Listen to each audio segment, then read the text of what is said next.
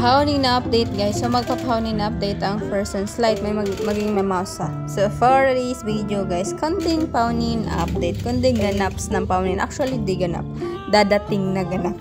Ang gulo ko, 'di ba? So eto guys, ito yung ganap ni Nene ngayong September 23. So ayan yung pinost ng manager ni Nene guys. So, ayan, nire-receive na ni Nene yung award niya guys. Ayan, congratulations Jen Gutierrez for winning the Pasado Award for the Best Actress. Ceremonies will be on the 23rd of September at the National Teachers Club in Manila. Hashtag bakit di mo sabihin. So ayan, congrats again Nene, pinakapasadong actress 2022, bakit di mo sabihin.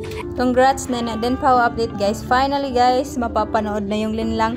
Yun nga lang guys, di siya teleserye.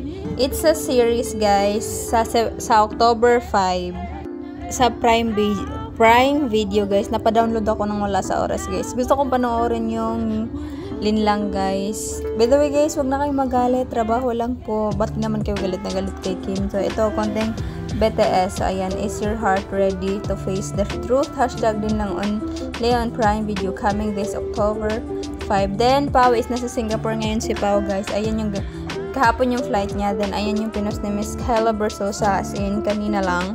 Yan, Singapore. Para yan sa hashtag elevator soon guys. So ayun lang guys, konting paunin update lang po. Then guys, di pa tapos yung update. Abangan natin yung paunin ngayong September 30 ABS-CBN Ball 2023 is finally. So ayun siya guys. Then after the ball is October 2 is birthday na Nana guys. Advance happy birthday Nana.